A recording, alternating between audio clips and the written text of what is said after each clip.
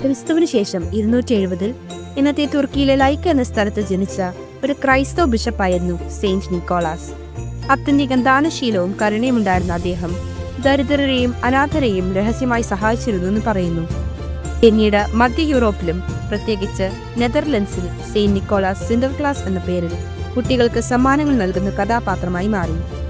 പിന്നീട് ഡച്ച് കുടിയേറ്റക്കാർ അമേരിക്കയിലെത്തിയപ്പോൾ ഈ സിൻഡർക്ലാസ് English ഉച്ചാരണത്തിലൂടെ Santa Claus ആയി മാറി.